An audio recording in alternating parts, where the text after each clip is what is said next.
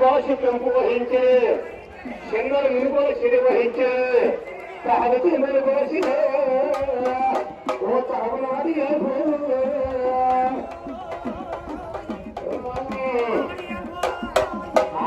భాష కర్మలాకు ఐదు ప్రార్థన చేసి ఆధారాలని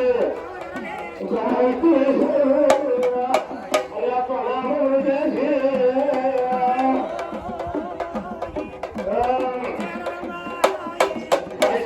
రాక్షసుడు గీతను పుట్టినవాడు మహిషాసురుడు మనుషుడు. అటువంటి మహిషాసురుడు బ్రహ్మను గురించి తపస్సు చేశాడు. బ్రహ్మ మరణించాడు. అమరుణ్ణి కూడా మరణించాడు. అమరుణ్ణి అంటే ఏంటంటే దేవతకానికి ఎక్కువ, దేవతలు కూడా అసలు కాగా అని వారు తీసుకున్నాడు. కాబట్టి ఈ భూముల అక్కవాపు లేకుండా ఎక్కడెక్కడ ఆడవాళ్ళని మనోరంగా చేసి ఊళ్ళో పాత పెట్టి ఆ ఇళ్ళలో పేరుకున్నాడు మహిషాసురుడు. ఇళ్ళలో పేరుపై ఇంద్రులతో బోధించాడు.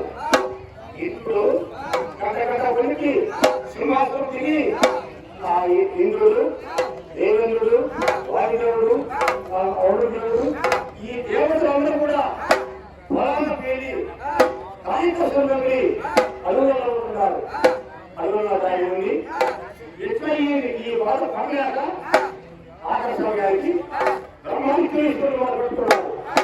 బ్రహ్మవిష్ణుడు శ్రీమూర్తులు వచ్చి ఏది వీలు పడ్డా కానీ వాళ్ళు కూడా పడాల.